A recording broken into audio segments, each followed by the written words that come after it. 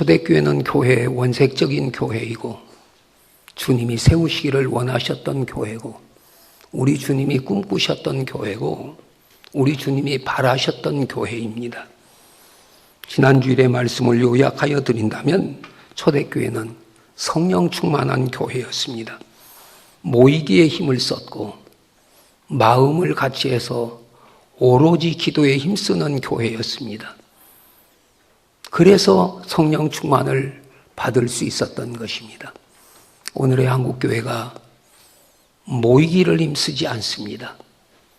오로지 기도하는 일에도 힘을 쓰지 않습니다. 그러면서 한국교회가 쇠락의 길을 걸어갑니다. 교회가 위기라는 말들을 하면서도 모이질 않습니다. 기도하는 일을 하지 않습니다. 여러분, 우리 교회가 성령 충만한 교회가 되려면 모이기에 힘쓰시기를 바랍니다. 오로지 기도하는 일에 힘을 모으시기를 바랍니다. 그리고 초대교회는 말씀이 충만한 교회였습니다. 저들이 사도의 가르침을 받아 교회는 말씀이 살아야 합니다. 성도의 심령에는 말씀이 살아야 합니다. 왜? 말씀은 하나님과 우리 사이의 언약이기 때문에 말씀대로 살아야 말씀에 약속된 하나님의 응답을 받습니다. 하나님의 약속의 복을 받습니다. 말씀이 메말라버린 심령들, 그게 오늘 성도들의 모습 아니에요? 먹지 않으면 사람의 육체도 쇠약해질 수밖에 없는 것 같이 말씀 먹지 않으면 내 영혼은 메말라 가게 되어 있습니다. 내 영혼은 병들어 가게 되어 있습니다. 날마다 여러분들이 음식을 먹는 것 같이 말씀 먹고 살아가시기를 바랍니다. 말씀이 힘입니다. 말씀이 능력입니다. 대저 하나님 말씀은 능치 못하심이 없느니라. 말씀과 함께 살아가는 성도들 되시기를 바랍니다.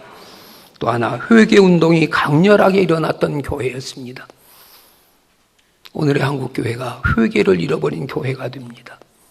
말씀대로 안 살면서도, 다 자기 중심으로 살면서도, 자기 마음대로 살면서도 회개가 없습니다. 왜? 말씀이 없으니까 자기의 삶의 모습이 안 보여지고, 그리고 자기 중심의 삶을 사니까 자기 삶에다 하나님 말씀을 맞추려고 합니다. 말씀에다 내 삶을 맞추며 살아야 되는데 다 자기 삶에 하나님 말씀 맞추며 살아가는 것이 우리 현대교인들의 모습입니다. 그러면서도 회개가 없습니다. 말씀이 안 보이니까 회개할 게 없는 거죠. 여러분, 우린 날마다 말씀의 거울 앞에 비춰지는 내 삶의 모습이 보여져야 합니다. 그리고 회개해야 합니다. 하나님과 나 사이에 죄가 가로막고 있으면 하나님의 은혜도 받을 수 없고 하나님 사랑도 받을 수 없고 하나님의 복도 받을 수 없습니다. 그 죄의 문제를 해결해 주시려고 우리 주님이 이 땅에 오셨습니다. 날마다 주님의 십자가 밑에 내 죄를 고백하면서 하나님 앞에 정결한 마음으로, 성결한 마음으로 살아가시기를 바랍니다. 또한 초대교회는 사랑이 넘치는 교회였습니다. 사랑의 공동체였습니다. 초대교회가 유대인들에게는 참 핍박을 많이 받고 박해를 많이 받았습니다. 왜? 교리가 다르니까. 저들이 초대교회를 박해하면서도 한편으로 또 칭찬했습니다. 온 백성에게 칭송을 받으며. 뭘 칭찬받았어요? 뭘 칭송받았어요? 초대교회가 서로 사랑하며 사는 그 공동체를 바라보면서 교리적으로는 핍박했어도 저들의 삶을 칭찬할 수밖에 없었습니다. 오늘 우리 교회가 사랑의 공동체를 만들어 가시기를 바랍니다. 초대교회가 그러했던 것처럼 우리 교회도 성령 충만한 교회 되어야 합니다. 말씀 충만한 교회 되어야 합니다. 회개가 불같이 일어나는 교회 되어야 합니다. 사랑의 공동체가 되어 교회의 원형인 초대교회의 모습을 닮아가면서 하나님의 역사를 이루어가는 교회로 쓰여지며 쓰임받는 이런 하나님의 교회를 만들어 가시기를 바랍니다. 오늘 읽어드린 본문 가운데 특별히 10절과 11절을 주목합니다. 인애와 진리가 같이 만나고 의와 화평이 서로 입맞추었으며 진리는 땅에서 솟아나고 의는 하늘에서 굽어보는도다. 시편 85편은 바벨론 포로 이후에 지은 시로 보고 있습니다. 남왕국 유다가 느부갓네살에게 패망하고 수많은 백성과 지도자들이 바벨론에 끌려가 70년 동안 포로 생활을 합니다. 그러다가 그 바벨론이 메대와 파사에게 망하고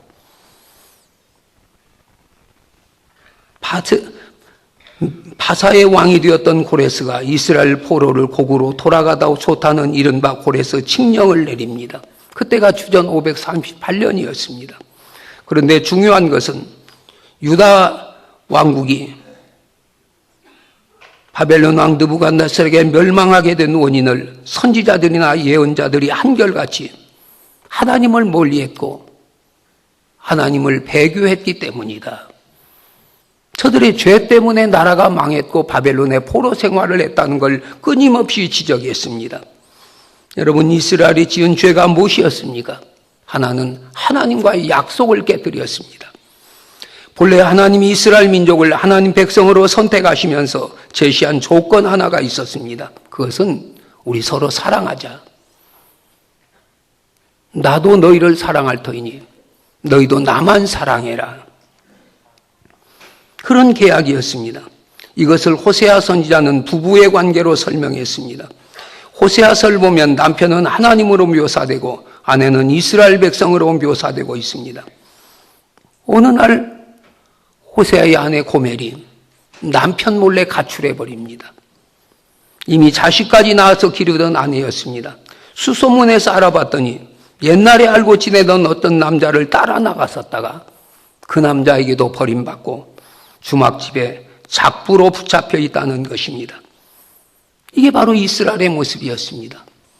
하나님만을 사랑해야 할 이스라엘 백성들이 다른 신을 따라 나섰다가 바벨론의 포로가 되어 바벨론에 붙잡혀 있는 이스라엘 모습, 이걸 호세아 선지자는 아내와 남편으로 비유했습니다.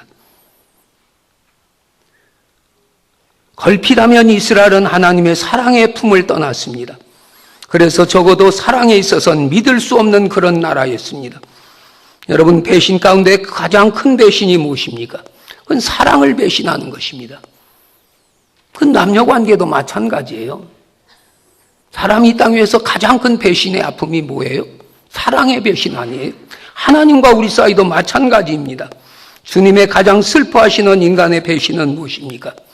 주님의 사랑을 저버리는 것입니다. 주님의 가장 슬퍼하시는 인간의 배신, 주님을 떠나는 것입니다. 하나님은 우리를 사랑하셔서 독생자를 주셨고 누구든지 저를 믿으면 멸망치 않고 영생을 얻는 길을 열어주셨습니다. 그 일을 하시려고 주님이 땅에 오셨고 우리의 죄를 사해 주시려고 가장 힘들고 어려운, 가장 고통스러운, 가장 수치스러운 십자가를 지시고 물 한 방울 피 한 불까지라도 다 흘려내시며 우리를 위해 생명을 주셨습니다. 우리가 그 사랑을 깨달아 우리도 주님만을 사랑해야 되는데도 우리도 걸핏하면 주님 떠납니다. 주님 떠나 세상 따라가고 물질 따라가고 향락 따라가고 마치 고멜과 같은 삶을 삽니다. 그러나 주님 떠나면 성도는 되는 게 없습니다. 주님은 요한복음 15장 5절에서 나를 떠나선 너희가 아무것도 할 수 없으니라. 가지가 나무에서 버려지면 불에 던져 사르느니라. 여러분, 나무가 흙을 떠나면 잠깐은 살아있어도 그 나무는 죽습니다. 고기가 물을 떠나도 잠깐은 살 수 있어도 그 고기는 죽습니다. 똑같은 이치예요. 성도는 하나님 떠나면 그 영혼은 메말라 죽습니다. 시편 73편 23절 하나님을 멀리하는 자는 망하리니 음녀같이 주를 떠난 자를 주께서 다 멸하셨나이다. 하나님께 가까이함이 내게 복이라. 하나님 가까이하며 살아가시기를 바랍니다. 또 하나, 저들의 죄는 우상 섬기는 죄였습니다. 우상이란 한마디로 비인격적 존재를 인격적 존재처럼 숭배하는 것입니다. 말하지도 못하고 듣지도 못하고 움직이지도 못하는 물체를 인격적 존재처럼 숭배하는 것입니다. 오늘 그런 종교들이 얼마나 많아요? 그것이 바로 우상입니다. 본래 우상이란 말의 뜻은 헬라어의 에이도스라는 말에서 파생된 언어입니다. 그 뜻은 눈을 마주치는 것, 눈에 띄는 것이란 뜻을 가지고 있습니다. 그러니까 우상이란 눈으로 볼 수 있는 것, 눈에 띄는 물체일 뿐이지 마음으로 보고 대화를 나눌 수 있는 그런 인격적 대상이 아닌 것입니다. 이스라엘 백성들이 섬겼던 우상은 이방신이었습니다. 바알신을 섬겼고 아세라 목상을 섬겼고, 본래 이스라엘은 하나님만을 섬기도록 되어 있었습니다만 저들은 벌떡하면 우상을 섬겼습니다. 일찍이 하나님은 모세에게 주신 십계명에서 나 외에 다른 신을 내게 두지 말라, 섬기지 말라, 절하지도 말라, 깎아 세우지도 말라고 명령하십니다. 그런데 저들은 그것을 거부합니다. 오늘 우리도 마찬가지예요. 하나님 한 분만을 섬겨야 할 우리들이, 하나님 한 분만을 경배할 우리들이 하나님 외에 하나님 것보다 다른 것들이 더 이제 앞서지고 있습니다. 여러분, 오늘 우리는 우리의 시선을 어디를 두고 살아가고 있습니까? 세상만을 바라보며 사는 사람들, 물질만을 바라보며 사는 사람들, 향락만을 바라보며 사는 사람들. 그러나 히브리서 기자는 믿음의 주요 온전케 하신 예수를 바라보자. 우리 믿음의 주인은 주님이십니다. 그 주님 바라보고 살아가시기를 바랍니다. 우리의 삶을 온전케 하실 수 있는 도 주님이십니다. 주님 바라보고 살아가시기를 바랍니다. 오늘 우리가 이 땅을 살아가면서 하나님 한 분만으로 만족하며 그 하나님 경배하며 그 하나님 높여드리며 그 하나님께 예배하는 우리의 삶이 되시기를 바랍니다. 이렇게 하나님과의 약속을 깨뜨리고 우상을 섬기는 저들을 향해서 선지자들은 끊임없이 외쳤습니다. 하나님의 사랑의 계약을 깨뜨리고 하나님이 제일 싫어하시는 우상을 섬기는 이스라엘의 종말은 당연한 것이었기에 이것을 한 선지자들은 가만히 있을 수가 없었습니다. 그래서 저들의 죄를 지적했습니다. 저들의 잘못을 알려주었습니다. 회개해야 된다고, 하나님께 돌아와야 된다고, 하나님 한 분만을 섬기라고, 하나님 중심으로 살라고. 그런데 하나님의 말씀을 외치는 선지자들의 입을 저들이 막아버립니다. 옥에 가둡니다. 저들을 죽입니다. 결국 그러다가 어떻게 되었습니까? 바벨론의 느부갓네살이 이끄는 바벨론의 침략군에 의해서 성은 불타고 성전은 무너집니다. 자료에 의하면 당시 포로로 끌려간 용사만 7,000명이었고 공장장과 대장장이들 소위 이용가치가 있어 끌려간 기능공이 1,000명이었다고 합니다. 그리고 그 외 수많은 포로들은 예루살렘에서 바벨론까지 멀고 먼 사막길을 횡단하는 동안 굶어 죽고 일사병으로 죽었다는 것입니다. 처절한 포로 생활 70년 동안 이스라엘서는 잃은 것도 많았고 얻은 것도 있었습니다. 그 가운데 하나가, 나라가 망한 것은 방위선이 무너졌기 때문이 아니다. 신앙이 무너졌기 때문이다. 정신이 무너졌기 때문이다. 그 사실이었습니다. 여러분, 국방의 기초, 건국의 기초, 가정의 기초, 성공적인 인생의 주춧돌은 신앙이어야 합니다. 하나님 말씀이어야 합니다. 너희가 내 말을 듣고 행하는 자는 반석 위에 집을 짓는 지혜로운 사람 같다. 여러분, 내 인생 반석 위에 세워지시기를 바랍니다. 그건 개인도 마찬가지입니다. 옛날 동방의 어느 나라에 인생에 대하여 깊은 관심을 가진 왕이 하나가 있었습니다. 어느 날 왕은 인생 문제를 깊이 연구하는 한 학자를 불러 내가 인생에 대하여 알고 싶다고 하면서 인생 문제를 다룬 책들을 가져다 달라고 했습니다. 이 학자가 500권의 책을 갖다 줍니다. 왕은 내가 언제 이 책을 다 읽을 수 있겠느냐고 추려서 가져오라고 합니다. 20년 후에 그 500권의 책을 50권의 책으로 추려가지고 왔습니다. 이미 노세한 왕은 50권의 책을 읽을 기력이 없느라고 다시 간추려달라고 했습니다. 20년이 지난 후에 50권의 책을 한 권의 책으로 줄여서 왕 앞에 바쳤습니다. 책을 받은 왕은 임종이 가까운 내가 어찌 이 책을 읽을 수 있느냐? 네가 그 책을 다 읽었다면 한마디로 내게 알려달라. 그러자 그 학자는 한마디로 말하자면 인생이란 태어나서 고생하고 그리고 죽는 것입니다. 그러자 왕은 무릎을 치며 그래 맞아. 인생이란 다소 고생하다 죽는 거지. 그리고 두 눈을 감았다는 이야기입니다.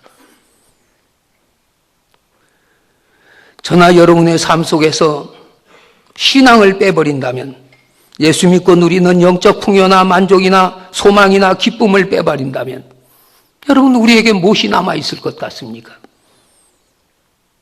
나서 고생하다 죽는 것, 그것 말고 또 무엇이 남겨지겠습니까? 70년간의 포로 생활에서 돌아올 분 이스라엘의 시 가운데 인애와 진리가 같이 만나고 의와 화평이 서로 입맞췄으라면 구절은 매우 의미심장한 시기입니다. 이스라엘은 범죄하다가 하나님의 공의와 진리의 채찍에 두들겨 맞고 망신창이가 되었습니다. 그런데 하나님은 택한 백성이라 아주 버리지 아니하시고 저들을 불쌍히 여기셔서 회복시켜 주셨습니다. 이것을 시인은 인애와 진리가 만난다고 했고 의와 화평이 만났다고 읊은 것입니다. 우리 주 그리스도의 십자가 자체가 긍휼과 진리가 만난 현장이었습니다. 하나님의 공의 때문에 주님이 피를 흘린 것이 십자가였고, 단절된 하나님과 인간의 관계의 죄 문제를 해결하고 인간을 회복하고 평화의 가교가 된 것이 바로 십자가였습니다. 그래서 십자가는 의와 화평이 인애와 진리가 만난 역사적 장소였습니다. 전 여기서 선지자나 예언자들의 역할을 강조하려고 합니다. 범죄하고 매맞고 70년 포로 생활 속에서 절망하고 좌절 속에 빠졌던 이스라엘 민족을 부추겨 세운 사람들이 바로 예언자들이었습니다. 그들은 심하게 이스라엘 백성들을 책망했습니다. 죄를 통렬히 아프게 비판했습니다. 그런가 하면 위로하고 희망을 주었습니다. 그들은 우리가 참고 기다리자, 하나님 보시기에 우리가 의를 행하자, 그리하면 어느 날간 반드시 우리를 회복시킬 것이라고 외쳤습니다. 그 당시 활동하던 선지자들이 외친 그 말씀을 백성들로 하여금 회개하도록 했습니다. 우리도 말씀 앞에 회개가 많은 삶을 살아가시기를 바랍니다. 그래야 우리에게 소망이 있습니다. 그러니까 저들이 70년간 바벨론의 포로로 머물러 있으면서 기둥처럼 붙잡고 있었던 것은 바로 하나님 말씀이었습니다.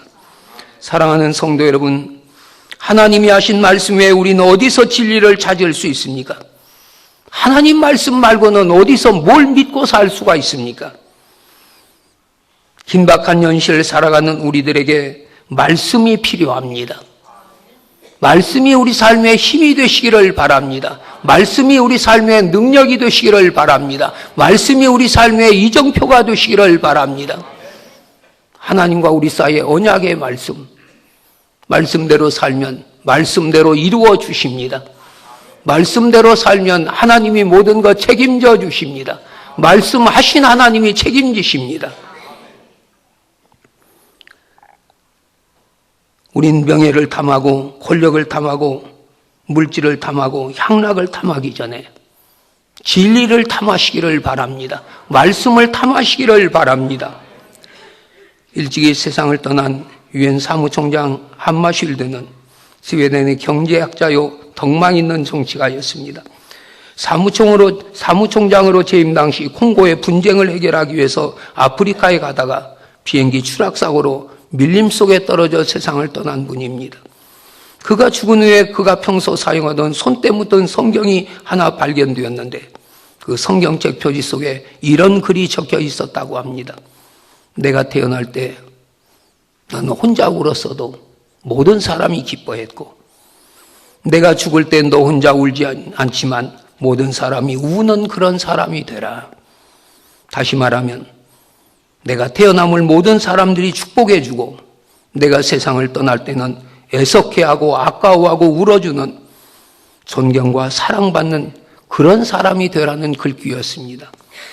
어떻게 그것이 가능합니까? 진리 따라 살면 가능합니다. 진리가 무엇입니까? 주님의 가르침 그 말씀이 진리입니다. 아니, 주님 자신이 진리입니다. 빌라도가 예수를 재판할 때 진리가 뭐냐고 묻습니다. 예수님은 빌라도 앞에서 내가 진리라고 했습니다. 요한복음 14장 6절에서도 내가 곧 길이요 진리요 생명이라고 했습니다. 여러분, 하나님의 교회가 건강한 교회가 되기 위해서는, 내 신앙이 건강한 신앙이 되기 위해서는 진리의 말씀이 내 안에 있어야 합니다. 교회는 진리의 공동체가 되어야 합니다. 말씀의 공동체가 되어야 합니다. 진리는 저절로 터득되지 않습니다. 하나님 말씀 배우시기를 바랍니다. 우리 주님을 배우시기를 바랍니다. 서울의 많은 교회 남전도 회원들이 6시 반에 출근할 채비를 하고 교회 와서 성경 공부를 하고 7시 반에 직장으로 간다고 합니다. 저희 교회도 새벽교회 3부에 나왔다가 직장으로 가는 분들이 있어요. 건강한 교회가 되려면, 견고한 국가가 되려면 진리 위에 세워져야 합니다. 건강한 가정이 되려면 진리의 말씀으로 채워져야 합니다. 유대인들은 하나님 말씀을 삶의 기준으로 삼았습니다. 저들이 가장 중요하게 여기는 쇠마, 신명기 6장 2절. 너와 내 아들과 내 손자들이 평생에 내 하나님 여호와를 경외하며 내가 너에게 명한 모든 규례와 명령을 지켜라. 말씀 지키란 말입니다. 이스라엘아, 삼가 말씀 듣고 말씀 행하라. 그리하면 내가 복을 받고 내가 크게 번성하리라. 여러분, 말씀 없이 우리에게는 은혜가 없습니다. 말씀 없이는 우리에게 복이 없습니다. 신명기 28장, 삼가 하나님 말씀 듣고 하나님 말씀 지키며 하나님 말씀 청종하면 성읍에서도 들에서도 내 몸의 자녀도 내 토지의 사산도 내 짐승의 새끼도 광주리도 떡반죽 그릇도 복을 받고 내가 들어와도 복을 받고 나가도 복을 받을 것이니라. 시편 1편, 하나님 말씀 즐거워하고 그 말씀 주야로 묵상하며 그 가운데 기록한 대로 지키면 그는 시냇가에 심은 나무가 철을 따라 열매를 맺으며 그 잎사귀가 마르지 아니함 같으니 그가 하는 일이 다 형통하리로다. 여호수아 1장 8절, 이 말씀을 내 입에서 떠나지 않게 하며 주야로 그 말씀 묵상하며 그 가운데 기록된 대로 지키라. 그리하면 내 길이 평탄하게 될 것이며 내가 형통하리라. 시편 1편도 여호수아 1장 8절도 형통을 말하고 있습니다. 내가 내 인생 살아도 내 삶을 내가 형통케 하지 못합니다. 하나님이 형통케 하셔야 합니다. 그 형통의 복을 누리려면 말씀과 함께 살아가시기를 바랍니다. 그래서 유대인들은 성경 말씀을 집안 사방에 써붙였습니다. 문설주에도, 천장에도, 손목에도, 미간에도. 왜? 눈 뜨면 말씀이 보이도록. 우리 가정에 서양화, 동양화 족자가 없어도 하나님 말씀이 있어야 합니다. 개인도 진리로 충만해야 값 있는 인생을 살 수 있습니다. 여러분, 태어나서 고생하다 그리고 죽는 허무한 인생을 정돈하시기를 바랍니다. 진리를 배우고 진리와 함께 살고 진리를 위해 일하다가 이 땅 위에 아름다운 믿음의 흔적들을 남겨놓으시며 하늘나라 주님 부르시는 날 상급받고 면류관 받고 영원한 하늘나라 갈 수 있는 그 은혜가 우리에게 있어지시기를 주님의 이름으로 축원합니다.